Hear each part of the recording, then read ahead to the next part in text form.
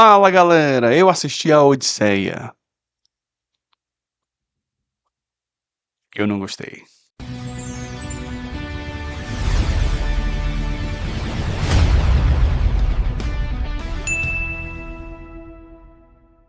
Então vamos lá, pessoal. Antes de jogar a pedra em mim, pera, parou. O filme é bom? Não.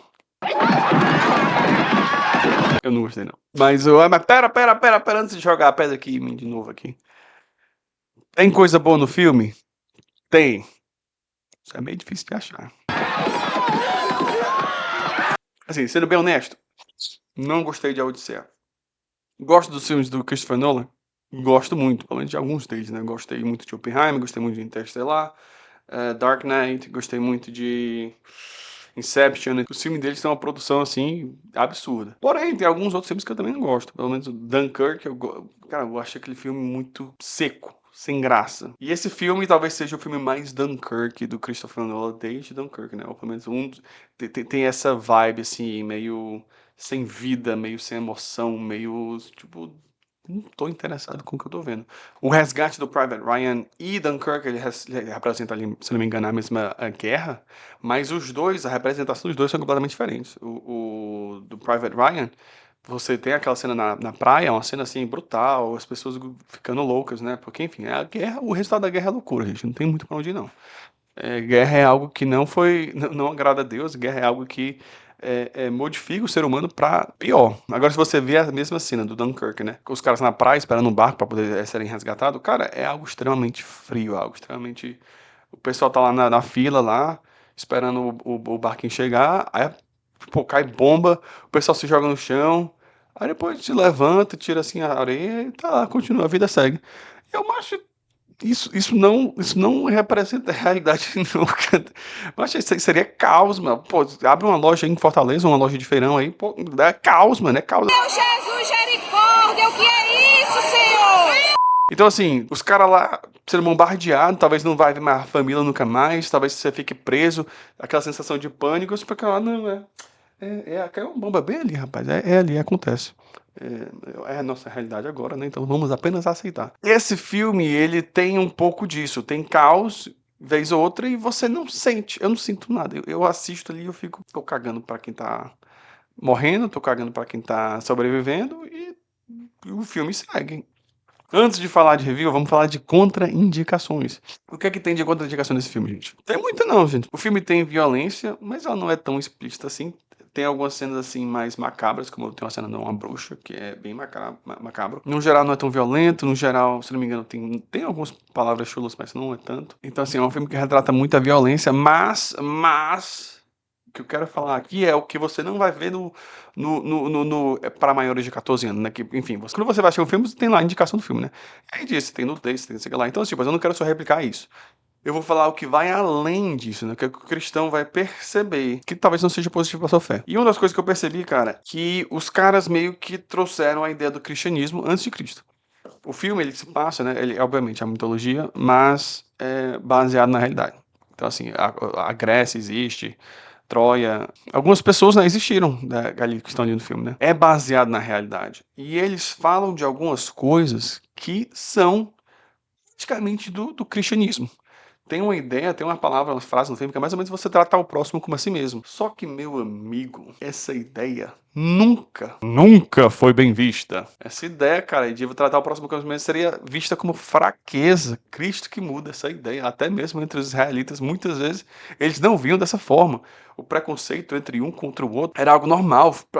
Assim, eu tenho o meu grupinho aqui de pessoas que se parecem comigo. Aquele grupinho ali, cara, que é diferente de como eu pareço, é como, cara, eu odeio vocês, tá entendendo? A ideia é mais ou menos essa. Só que no filme eles falam, não, você tem que tratar o próximo como si mesmo, você tem que tratar o mendigo bem, porque ele pode ser um deus. E, cara, eu assistindo isso, eu fiquei, cara, isso não faz sentido. Tanto que você vê vikings, isso é 1000 anos depois de Cristo, né? Zombando, né, do cristianismo, porque o cristianismo pregava sobre o sacrifício, né? Sobre o tratar o próximo como a si mesmo. A galera pensa que antes de, assim, né, obviamente tiveram vários abusos no processo de catequização aqui no Brasil, por exemplo. Aqui no Brasil, assim, né, eu tô nos Estados Unidos, mas vocês estão no Brasil. Tiveram vários abusos, né, no processo de catequização, obviamente, todo mundo sabe disso. Porém, o pessoal acha que os índios aqui, antes de chegar aqui os padres, Era tudo paz e amor, andava pelado com as onças, tal e tal, e era todo mundo amigo e tal e tal. Mas vocês não têm noção, macho. Era caos. Caos. Sem Deus é caos, cara. É tribo matando outra tribo, é sacrifício infantil.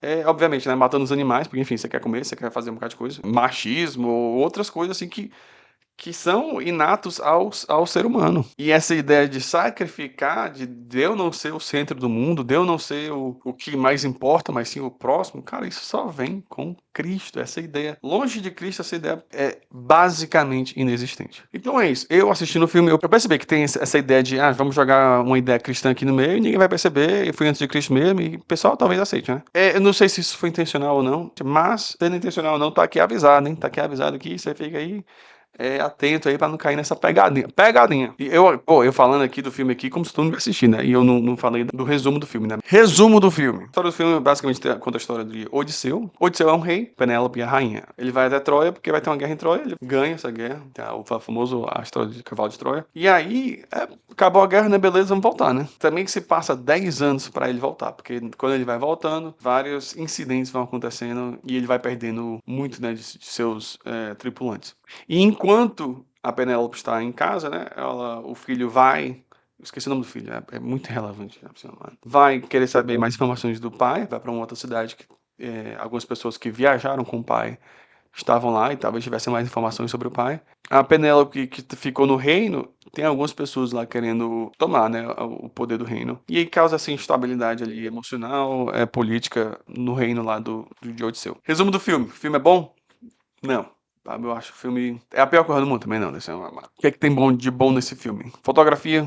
Insana, insana, insana, insana. Tem basicamente algumas cenas, cara, que parece que é um filme gravado nos anos 80, mas com uma qualidade absurda. Cores vibrantes, um contraste, assim, que lembra filmes mais antigos. Mas também tem muitas cenas que são mais Christopher Nolan, que são mais acinzentados, azuis. Mas, assim, praticamente toda vez que você abre o olho e tá olhando a tela, né, é uma cena belíssima de se ver. Esse filme foi gravado em IMAX, são câmeras enormes, fazem muito barulho, então, tipo assim, tem uma dificuldade técnica muito grande, né, no processo de gravação. Então, eu acho que é por isso que não tem muito movimento de tela nesse filme. Esse filme ele é mais paradão, ele tem corte aqui, aí depois passa corte aqui, e às vezes tem a câmera em movimento assim de leve. E eu senti que as cenas de ação eram, tipo, cenas muito básicas. Básicas no sentido de posicionamento de câmera, movimento de câmera. Eu era pra estar aqui falando de coisa boa, né? Outra coisa boa nesse filme,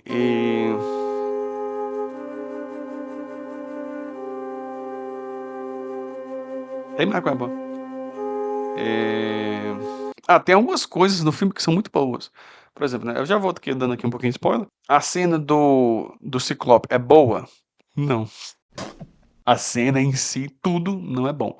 O design do Ciclope é legal? É. Se você prestar bastante atenção, cara, no olho do Ciclope, se você der um zoom ali, se você olhar com atenção, você vai ver o botão de like desse vídeo aqui que você não clicou ainda.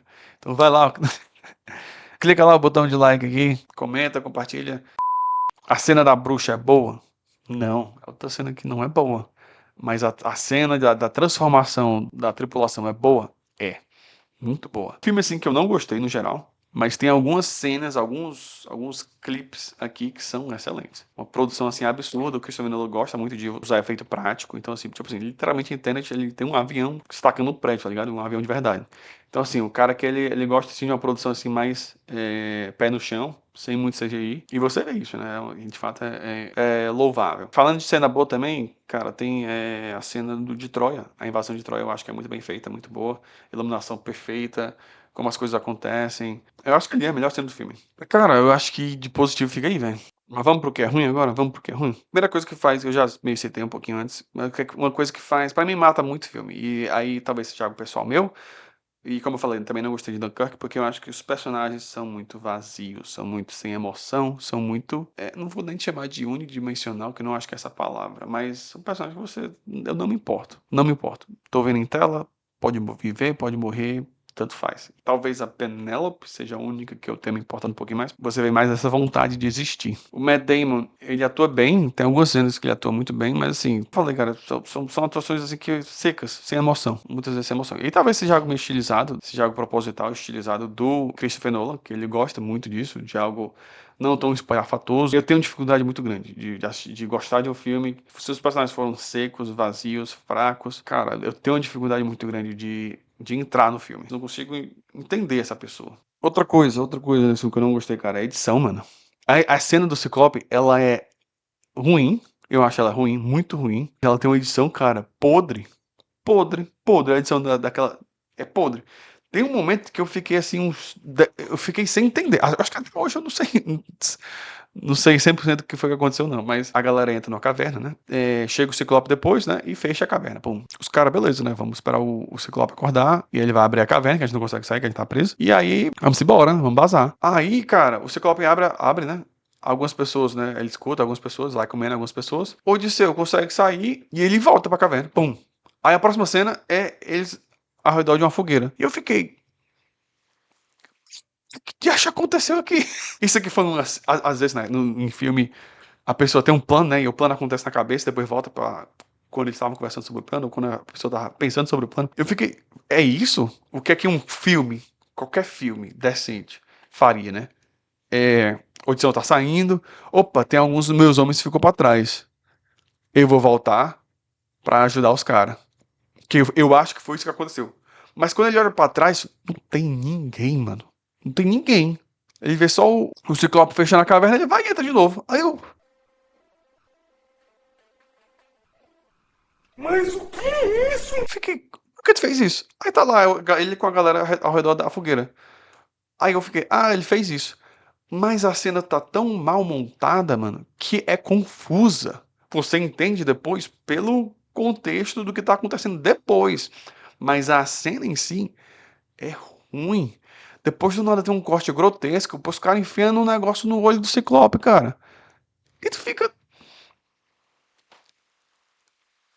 pulando aqui de trás. Aí o Ciclope fica doido, mata mais uns três. E tu fica. Isso é um filme, cara. Eu tento entender quem gosta dele. Que eu vejo as cenas assim que eu fico, acho que podridão é essa aqui, maluco? Que, macho, tem uma cena que os caras estão no barco, né? Ainda não tá no começo do filme. Macho, tem uns 30 cortes, cara, em 1 minuto. É mostrando meio que a população, a tripulação, mostrando o barco, sei lá. Macho, é corte, corte, corte, corte, corte. Eu fiquei. É corte pra como se fosse uma cena de ação, mas não é, cara. É só a galera parada mesmo, ajeitando as coisas. E é corte, corte, corte. Eu fiquei, macho, esconder o quê, mano? Tá querendo fazer o quê? Qual a intenção de tanto corte, tá entendendo? Muita coisa em filme, você pergunta, por que o diretor fez isso? Por que o editor fez isso? E eu vi essas coisas, eu ficava, macho, eu não tô entendendo. Eu não tô entendendo a intenção por trás disso aqui. Talvez eu seja leigo, que de fato eu não sou cineasta, não tenho formação em audiovisual, nada disso, mas eu gosto muito de filme. E eu aprecio essas coisas. Quando eu vejo a intenção, talvez de uma paleta de cores, talvez no que o personagem está vestindo, o que, que tem na camisa, o que, que tá, as cores, o que, que o personagem fez, o que, que o personagem olhou ou deixou de fazer. Eu gosto de perceber essas coisas, mas nesse filme, cara, eu assistia e eu não conseguia entender. Outra coisa que é horrorosa, mano, assim, uma trilha sonora desse filme é horrorosa. Tem uma música que eu gosto, que é a música da flautinha, Flautinha, eu vou tocar uma flautinha. que é a mesma coisa, mas são 4 notas e repete as 4 notas assim, até um infinito e além, tá ligado? Eu entendo que o Christopher Nolan quis utilizar instrumentos mais antigos, então assim, tem flautinha,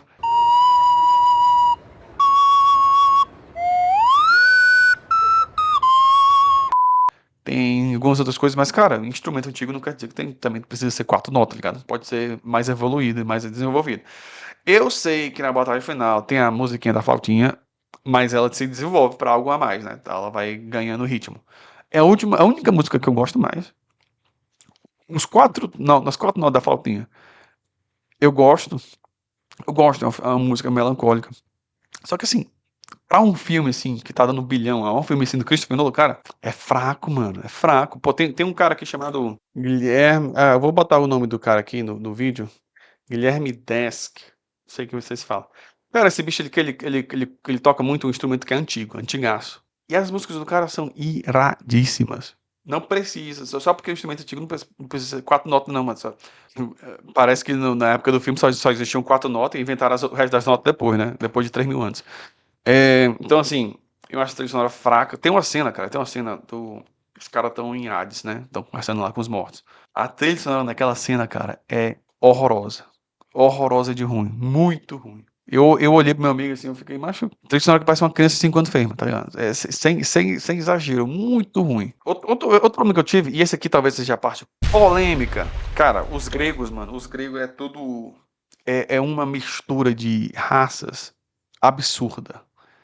Os gregos, o melhor amigo do cara, né? Eu disse, é um indiano. Tinha asiático, tinha negro, tinha. Cara, tinha tudo, mano. Tinha tudo naquela tripulação. E tem uma cena do cara, né? Que tá lá um indiano lá falando, e tá atacando outros povos, né? E ele fala, nós somos gregos. E eu olhei assim, mas eu ri, mano, eu ri. Eu ri em 3 cenas desse filme.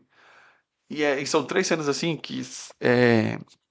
Eu não quero ser aquele chato assim de, não, sempre tem que ser historicamente perfeito. Não, não tô dizendo isso. Tô dizendo isso. Mas quando você faz um negócio desse, né? Tem tipo um indiano falando, nós somos gregos. Cara, eu acho meio bizarro. Eu acho meio bizarro.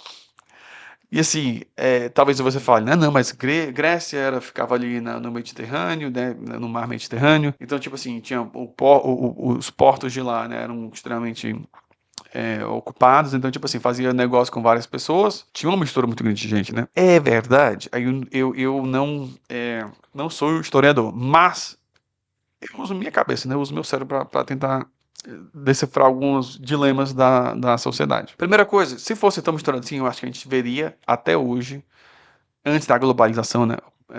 Até hoje eu digo antes da globalização, essa mistura. Os gregos seriam um grupo de pessoas extremamente misturado, porque você está vendo asiático, indiano, preto, então assim, seria algo misturado. Não é, ou pelo menos não era, né? Aí eu volto para aquele ponto, cara, para uma sociedade, sei lá, de 100 anos atrás, cara, 100 anos atrás, 200 anos atrás, talvez até menos. Cara, a galera, vocês não entendem que a humanidade, os seres humanos são extremamente racistas, são extremamente preconceituosos. Todos os seres humanos, todos, não tô falando só branco, não, não. Todos os seres humanos são extremamente preconceituosos. Cara, você pegar a Segunda Guerra Mundial, cara, os japoneses olhavam pros alemães e ficavam, vocês são macacos. A, japonês falando para um alemão, chamando o alemão de macaco, e os alemães são peludos. E os japoneses ficavam, não, nós somos a raça superior, porque nós não temos pelos no nosso corpo, nós não somos macacos. No passado, cara, juntava grupinho, ficava, esse aqui é o meu grupinho aqui, e você ali, cara, que não é do nosso grupinho, não parece tanto com a gente gente te odeia. A gente tá cagando pra você, a gente não quer nada com você. Cara, isso era o normal. Isso era o normal. Você vai pra Europa, entre brancos, eles veem as mínimas diferenças e se odiavam, cara. Inglês, dinamarquês, por aí vai. Na África, do mesmo jeito, tribos indígenas, do mesmo jeito. Essa ideia de não era tudo misturado, era tudo lindo, cara. É difícil comprar essa história entendendo o ser humano, entendendo a história da humanidade. E achar que isso é normal. Achar que isso era a completa normalidade. Tem outra cena desse filme que eu ri, macho, que eu fiquei. Que é com né?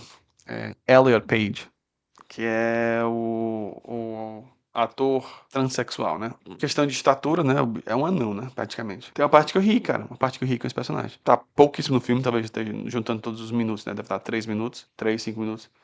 Mas quando esse personagem abre a boca, cara, é bizarro. É bizarro porque você ainda escuta a feminilidade na voz.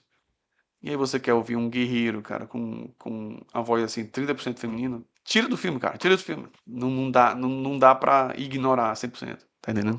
Acabou polêmica, a sessão polêmica acabou aqui. Dito isso, cara, é um filme que eu não gosto. Vai ganhar um bocado de prêmio, vai ganhar um bocado de coisa. Eu sei porque, enfim, Christopher Nolan, todo mundo quer aparecer, o cara tinha o Dream Team de atores. É um filme que eu não quero rever nunca. Nunca, nunca, nunca. Não faço questão. É um filme que eu olhava pro relógio e ficava, acho, tá. Falta muito ainda. Eu falei pouco da história do filme, né? Cara, assim, eu dei rever um bocado de coisa, mas eu falei pouco da história do filme em si. Muito desse filme, cara, ela é a galerinha chegando na ilha, em algum local diferente. Deu errado, bicho. Deu ruim. Volta pro barco, 20% morre. Opa, outra ilha. Chegamos. Deu errado, bicho. Deu ruim. Volta. Cara, tem momentos assim. Tem uma cena com os gigantes, que é uma cena que eu acho que é até bacana. É de ser algo talvez mais bem feito. Muito bem feito. Com cenas mais abertas. Que eles vão pra uma ilha, né? E encontram os gigantes. E os gigantes atacam eles. E eles vão embora. A cena é basicamente isso. E demora talvez uns 5 a 10 minutos. Tudo. Chega na ilha e indo embora da ilha. Então, assim, o filme tem muito essa vibe de chegou, foi-se embora. Chegou, foi-se embora. Chegou, viu alguma coisa bizarra, absurdo. Deu errado, morreu gente e foi-se embora. Eu não sei como é que isso poderia ter sido adaptado de uma maneira melhor. E antes de falar do que a gente pode aprender com esse filme, eu citei quase nada da versão original, né? De quem o Odisseu é na versão original. E eu não quero falar muito que eu não li, né? Eu só ouvi. Ouvi comentários, ouvi pessoas falando sobre, né?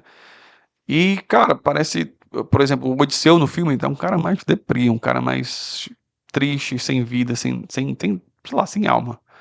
E já o do livro, baseado no que eu ouvi, é um cara traiçoeiro, é um cara esperto, é um cara corajoso, mas assim, orgulhoso. Então, assim, isso não é traduzido no filme, de jeito nenhum, de jeito nenhum.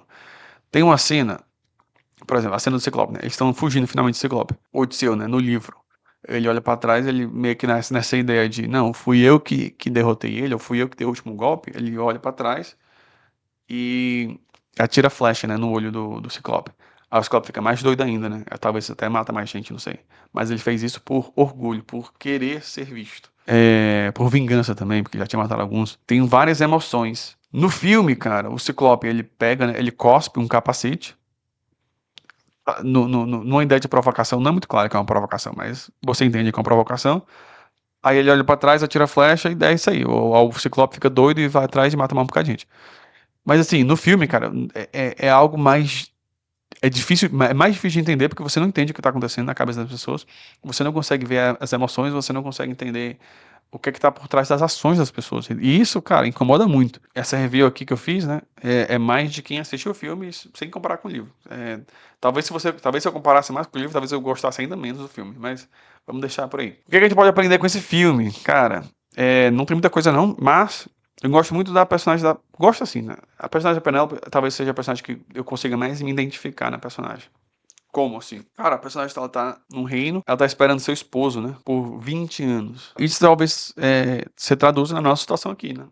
Nós somos a noiva de Cristo, nós somos a igreja, e a gente está esperando ansiosamente pelo retorno do nosso marido, do nosso esposo, de Jesus Cristo. Você vê o quanto essa demora, essa espera, ela vai atacar a sua fé, né? Você vê que a Penélope ela tá ficando mais triste, tá ficando mais cabisbaixo, tá acreditando menos, porque tá demorando, cara. Quanto mais o tempo passa, mais a sua fé vai ser provada. Esse aguardo pelo retorno de Cristo, que talvez você não veja em vida, assim, né? Cara, é algo que sua fé vai ser provada, as pessoas vão questionar. Tanto no filme as pessoas questionam, esse cara não vai voltar nunca, velho. Fazer outras coisas aqui porque esse cara não tá voltando nunca. Vamos nos adaptar aqui porque Odisseu não tá voltando nunca. Então, algumas pessoas talvez venham criticar sua fé, né? E dizer, cara, Jesus não tá voltando, bora lá fazer outras coisas, que isso aí que tá pensando é passado, tá entendendo? Na música de Marcos Almeida, cara, esperar é caminhar, bicho. Esperar não é uma ação passiva, espiritualmente. Esperar é uma ação ativa. A gente tem que estar sempre buscando e fazendo a vontade de Deus. Isso vai fortalecer a nossa fé, vai revigorar a nossa fé, vai fazer com que a gente não esteja esperando a Cristo, mas que a gente já esteja vivendo com Cristo aqui. E aí que tem a grande diferença, né? Porque Odisseu é só um rapaz, mas Cristo é Deus e ele se encarnou por nós e a gente pode falar com ele, a gente pode orar e falar com Cristo Jesus, porque ele é Deus. Quando a gente vive no cristianismo, a gente transborda o seu poder, a gente transborda a sua vontade. E as pessoas vão ver, e as pessoas vão absorver essa esperança que está transbordando de nós. Tiago 5, 7, 8 fala: portanto, irmãos, sejam pacientes até a vinda do Senhor. Vejam como o agricultor aguarda que a terra produza preciosa colheita e como espera com paciência até verem as chuvas do outono e da primavera. Sejam também pacientes e fortaleçam o coração de vocês, pois a vinda do Senhor está próxima. De novo, fortalecer o nosso coração. E eu não acho que isso vem com esperar apenas, mas isso vem com atitudes e ações. Então é isso aí, pessoal. Liçãozinha rapidinha. Esse vídeo foi mais uma crítica mesmo ao filme, mas tem uma liçãozinha que dá pra tirar que eu achei que seria legal compartilhar. Fiquem com Deus. Baixem o The Bible Quiz, vou deixar aqui o QR Code aqui. Aplicativo de jogos cristãos para você aprender mais e mais sobre a Bíblia. E é isso aí, pessoal. Fiquem com Deus, Deus abençoe. Eu sei que a gente vai. Pô, eu tô em período de mudança. Tanto que tava bagunçado. Ele tá bem bagunçado aqui atrás, mas a gente tá botando coisa em caixa e tal. Então tá nesse período aqui de estar se preparando para fazer a grande mudança, né? Então, assim, vai ficar difícil, talvez, para eu postar vídeos. Mas vamos tentar. Vamos tentar o máximo que dá. Talvez fique aí algumas semanas sem vídeo, mas é porque tá difícil mesmo. Tá bom, gente? Deus abençoe, cheiro no coração e fiquem com Deus. Até a próxima.